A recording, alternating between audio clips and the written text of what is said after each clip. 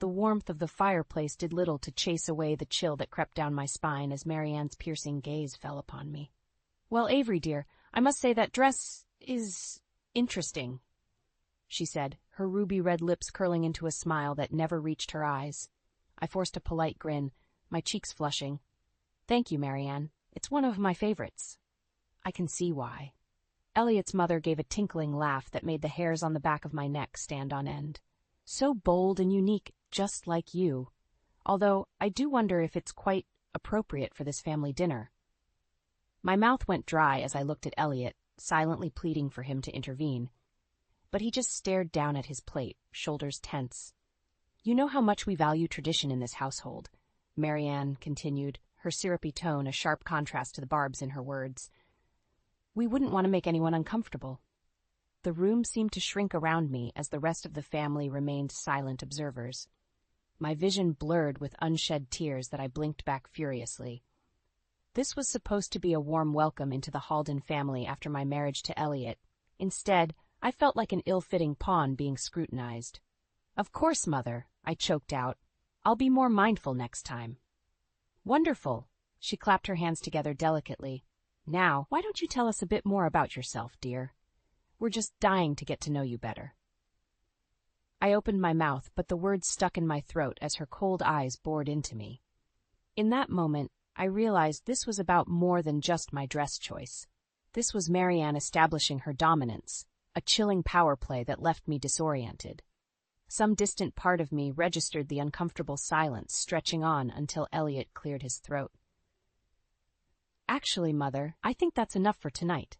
Avery's had a long day." The rabbit hole didn't seem to end as the weeks ticked by in our new home. If anything, Marianne's needling demands only escalated, from explicit instructions on how to properly set the dinner table to casual comments belittling my career ambitions. And Elliot, my once loving husband, simply watched in silence as his mother's barbs chipped away at my sense of self piece by piece. It became a dizzying cycle of appeasing Marianne's every whim, lest I face the consequences of her wrath through icy rebukes or underhanded reminders of how I was an outsider here.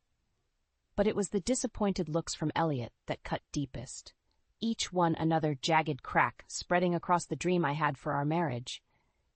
In those early days of our new life together, I was drowning, gasping for air in a twisted game I didn't know the rules to, and Marianne seemed determined to keep me unbalanced through her sinister passive aggression, all while wearing a sickly sweet smile, of course, because that was the Halden family way. At first, the changes in Elliot were so subtle, I easily chalked them up to the stress of starting our new life together. A forgotten birthday here, a canceled date night there, small things that I excused as just part of getting into a new groove as newlyweds. But soon, those slight oversights spiraled into something darker, something that made my heart clench every time I saw the disappointment and disdain hardening in his eyes. "This pot roast is dry as a bone," he grumbled one night, jabbing his fork moodily into the meat. "Honestly, Avery, how many times do I have to show you?" I opened my mouth, then snapped it shut as Marianne swept into the dining room. Now, Elliot, that's no way to speak to your wife." Her nostrils flared as she pinned me with an icy stare, although Avery should know better by now. The lump in my throat threatened to choke me as I looked at Elliot pleadingly, desperate for him to defend me like he used to. But he just shrugged, already shoveling another forkful of the dry pot roast into his mouth. That night was only the beginning. Pretty soon, Elliot's callous comments became as commonplace as Marianne's constant critiques of my abilities as a wife and daughter-in-law. He'd track Mud into the house and then snap at me for not anticipating his needs. I'd burn dinner, and he'd throw the plate across the kitchen in a rage. All the while, Marianne watched like a hawk, her curved lips stretching into a satisfied smile every time Elliot willingly played his role. The realization hit me like a ton of bricks one afternoon when I foolishly asked Elliot if he wanted to grab lunch together before his next meeting. "Don't be ridiculous," he scoffed, already shrugging on his suit jacket. "You know Mother prefers I'm back promptly after appointments to discuss business matters."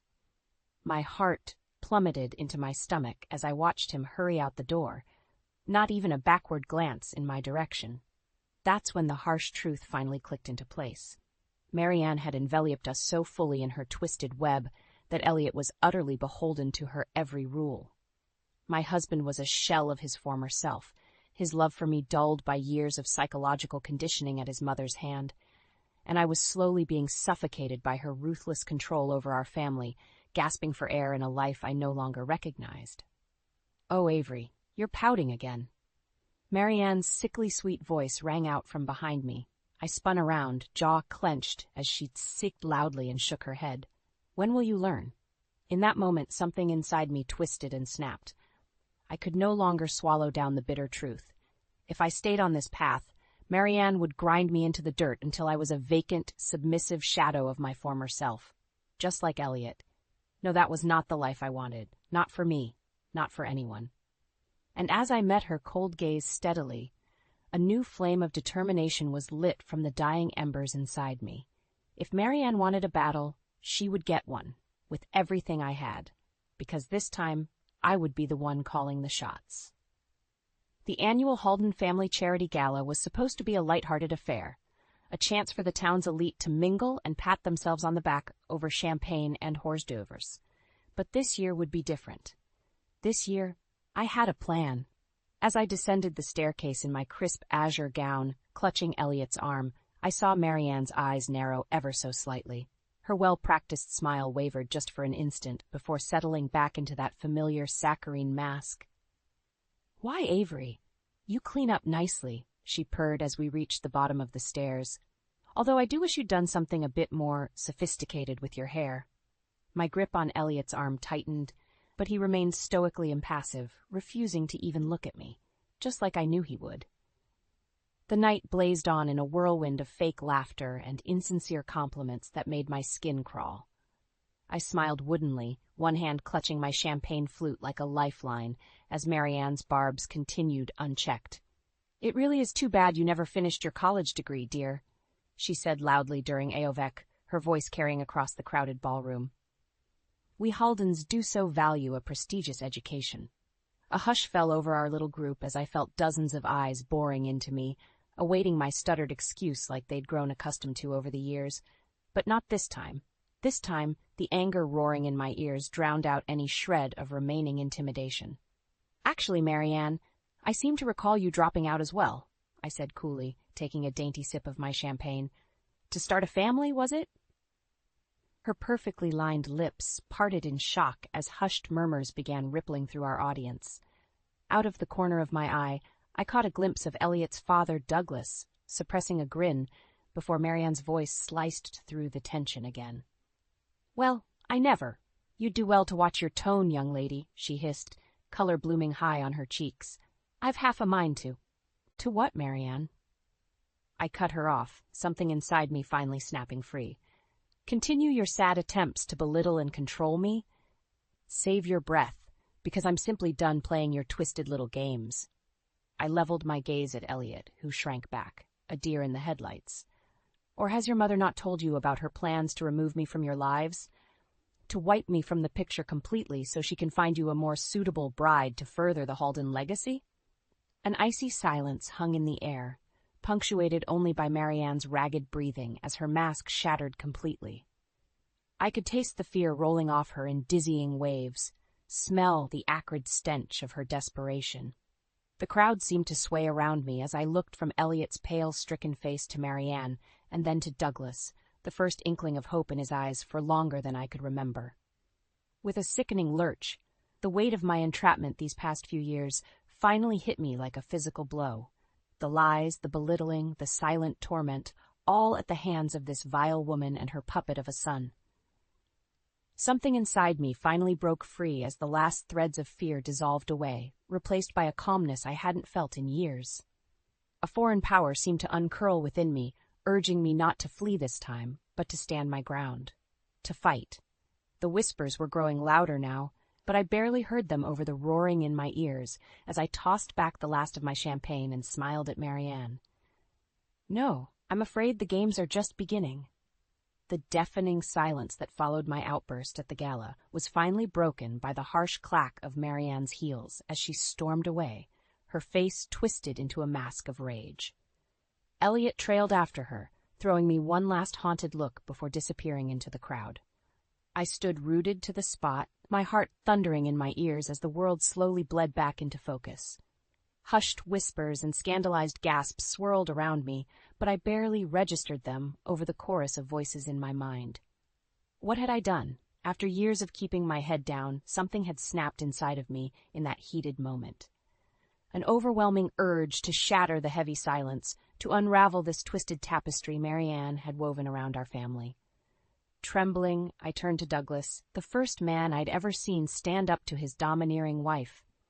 He placed a wizened hand on my arm, his eyes shining with the first hint of resolve I'd witnessed in years. "You did the right thing, Avery," he murmured gruffly. "The truth had to come out, no matter how ugly." His earnest words should have been a balm, helping ease the searing guilt and shock pulsing through my veins. But they did little to chase away the nagging sense of dread coiling in the pit of my stomach, because I knew this was only the beginning. My grand public outburst may have rattled Marianne's cage, but the real fallout was yet to come. She would retaliate, of that I was certain, which meant I needed to be prepared to fight back with everything I had. That realization was what finally spurred me into action over the next few days, as the harsh condemnations and scandalized whispers engulfed our family. While Elliot holed up in his study in a drunken stupor, I began to gather what little evidence I could. Damning financial statements, detailing the misappropriation of Halden family funds, sworn affidavits from Marianne's hired staff recounting her unhinged verbal tirades, a trove of secret recordings spanning years, each one more incriminating than the last.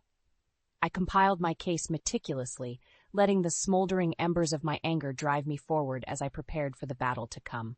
Because one thing had become painfully clear. Marianne would stop at nothing to regain control over her kingdom, and I would be her prime target. The breaking point came one night after another of Elliot's inevitable blow-ups, his voice hoarse from screaming about the humiliation I'd brought upon this family. I had hidden in the pantry, my breath coming in raggedy pants as his venomous words hit their mark again and again, until finally I heard the telltale click of Marianne's heels against the hardwood and the murmur of their hushed conversation filtering through the cracked door. "Get rid of her." Marianne's low, steely voice made the hairs on the back of my neck stand up. "She's become much too unruly, much too dangerous to our family's interests." Unable to contain myself a moment longer, I leaned in closer until their poisonous whispers became clear as day. And that's when I heard the evidence I'd been subconsciously seeking all along. The final, damning confession that any shed of humanity had long been snuffed out in this family. The gloves were off. The time for playing Marianne's twisted games was over, because now it was my turn to fight fire with fire. As the whispered threats from Marianne and Elliot's hushed confession echoed in my mind, a strange calmness washed over me. No more walking on eggshells, no more forcing smiles as I was pecked apart from the inside. This was war, and I would be ready. The next morning, I awoke before dawn and quietly slipped out of the house before Elliot or Marianne could stir. My footsteps were the only sound on the deserted downtown streets as I made my way to the one place I knew I could find allies, Everly's Diner. The tinkling of the bell above the door was like a soothing balm as the familiar scents of bacon and freshly brewed coffee enveloped me. This place had been my haven in those first few strained years of marriage, when I could still escape Marianne's clutches for a few blessed hours. "Well, if it isn't my favorite customer!" Janice, the owner, emerged from the kitchen, a hesitant smile playing across her lips, as she took in my undoubtedly haggard appearance. "Rough night, hon?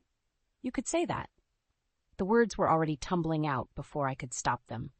The revelations at the gala, the whispered threats, my finally reaching the breaking point. As I spilled everything, I watched Janice's eyes widen, one wrinkled hand flying to cover her mouth. "Oh, darlin', I always knew that woman was nothin' but a snake," she muttered, shaking her head slowly.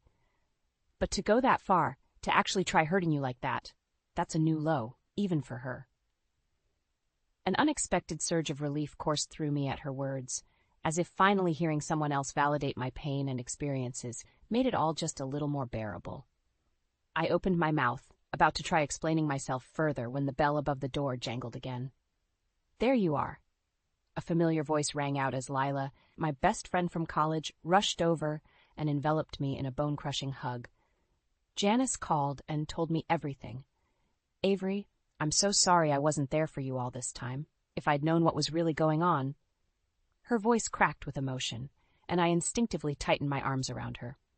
Lila had been the closest thing to family I had in those first few years of my marriage before Marianne's isolating tactics finally pushed her away. "You're here now," I murmured, forcing a watery smile as she finally pulled back. "That's what matters." "Damn straight." Lila swiped away the tears trickling down her cheeks before squaring her shoulders determinedly.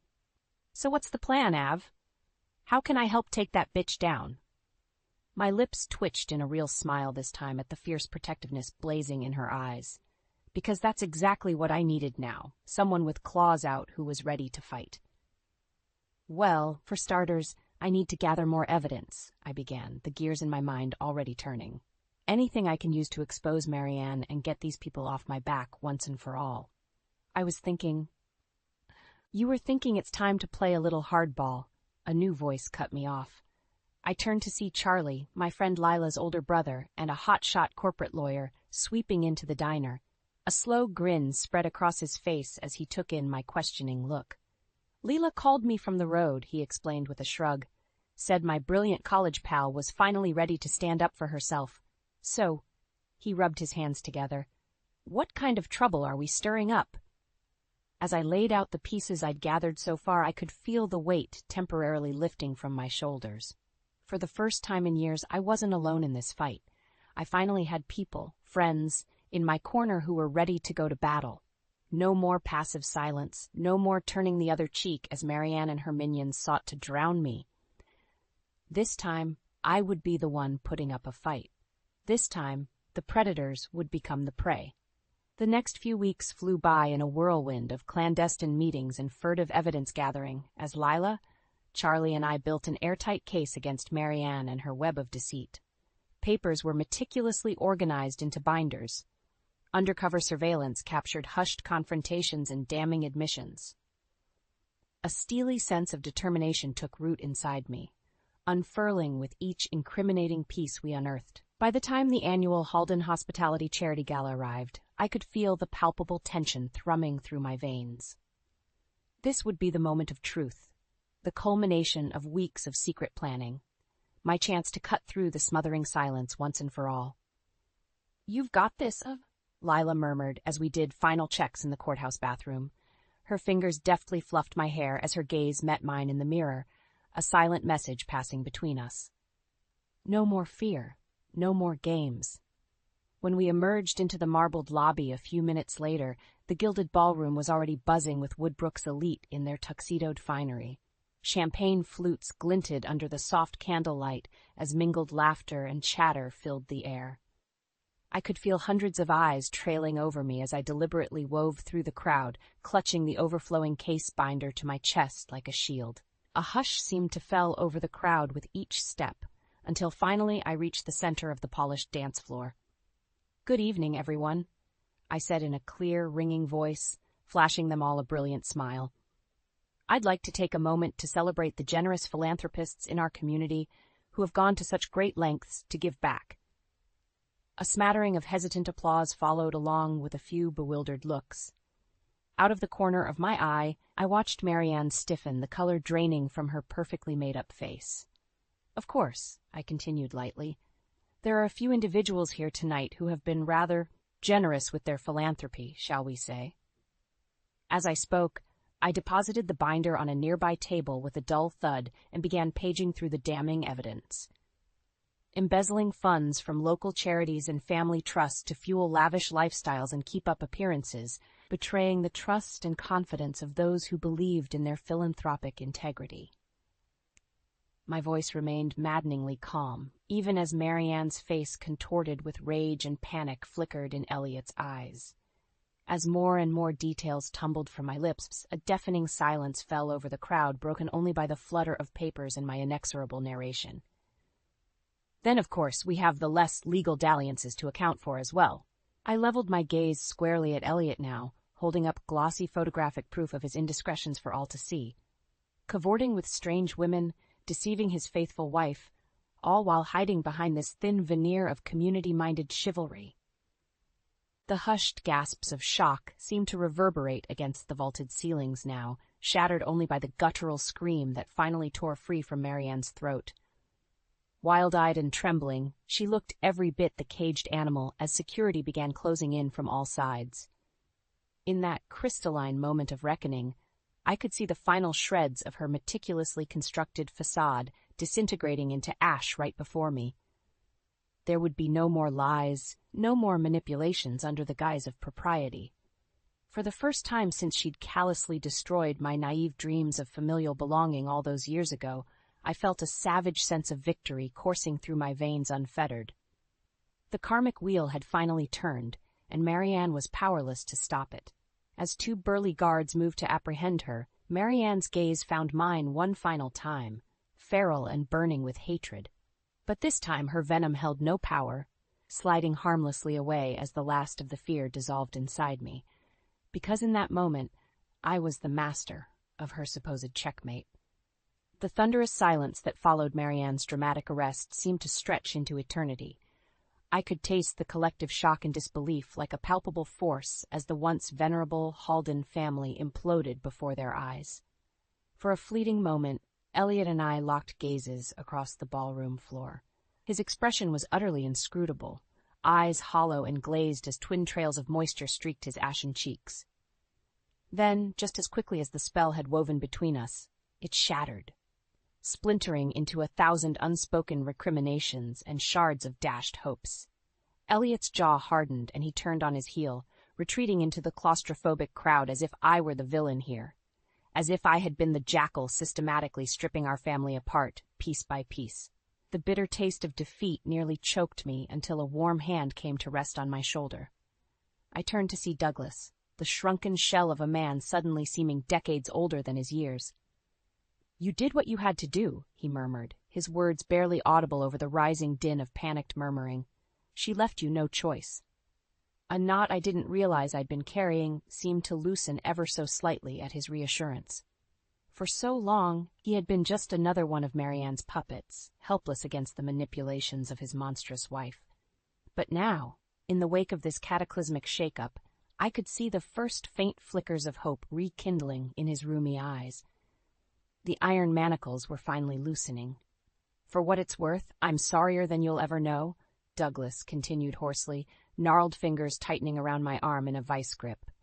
"Marianne, she was always the strong one, the immovable force, and I let myself become malleable, too cowed to ever stand up to her toxic ways until it was far too late." His throat bobbed as he swallowed hard, face etched with regret. "You didn't deserve any of what she put you through, Avery. But maybe now, maybe there's a chance to start fresh." I could only nod numbly, too overwhelmed to find any words of forgiveness or comfort. Because in that moment, surrounded by the wreckage of his shattered legacy, Douglas was beyond consoling. No, there would be no easy path forward now, not for any of us. The Halden family as we'd known it was irreparably broken, the bedrock foundation built on lies and deceit.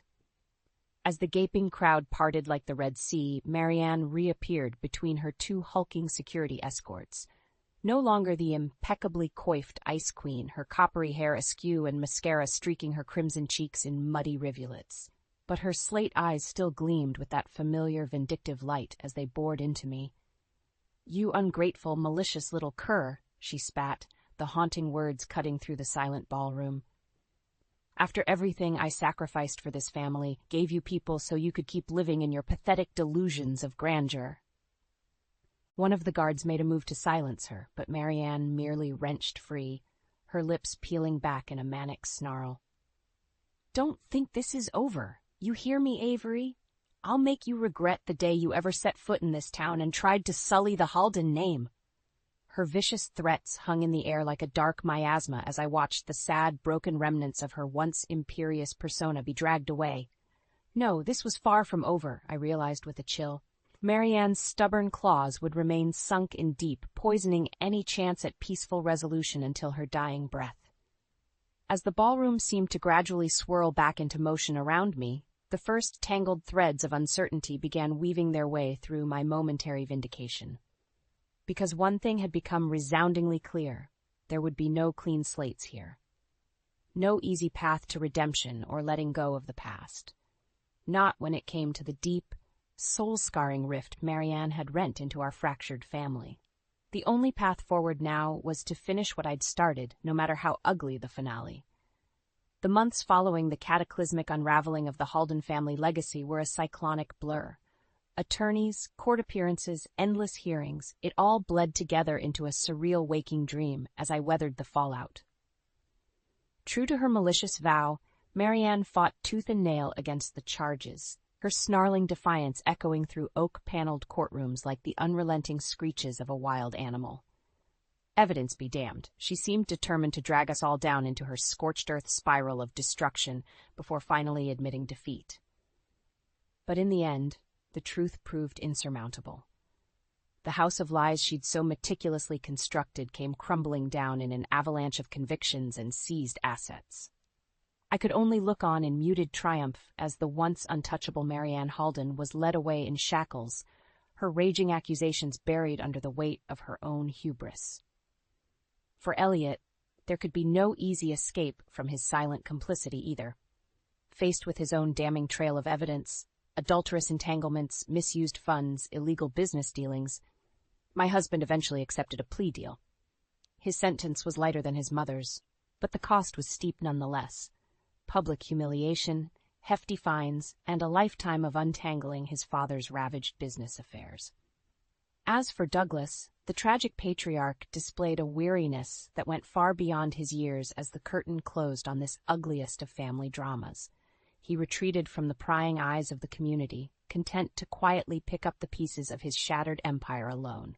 Well, not entirely alone, for in a gesture I never could have foreseen, he summoned me to his study one rain-swept evening with an unexpected offering, a shocking sum of restitution and an even more stunning apology. You never deserved the venom my wife unleashed, nor my own cowardice in enabling her toxic behavior, he rasped, calloused fingers caressing a worn photograph of family happier times. But I hope this can be a step towards making amends for the suffering you endured on my watch. I opened my mouth to protest, but Douglas raised a withered hand, his eyes shimmering with a fragile hope.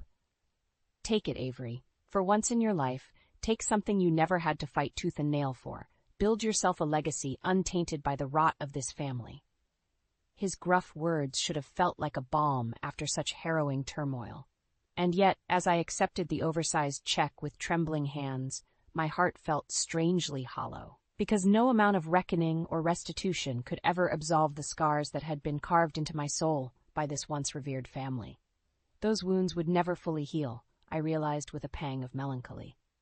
Even now, stripped of their wealth and clout, the Haldens maintained an invisible hold over me, their ghosts lingering in the farthest reaches of my psyche, like insidious wraiths. But rather than allowing their toxic legacy to tighten around me once more, I would take Douglas's offering and finally forge my own path forward. So as the weeks and seasons gradually shifted once more, I did just that. Carefully channeling the still smoldering embers of anger simmering within, I began investing and planning, slowly, meticulously building my own empire from the ashes of the old. It started small, just a little community arts program for underprivileged youth that had been a lifelong dream. Then, as my nest egg blossomed into more ambitious ventures, the initiatives multiplied.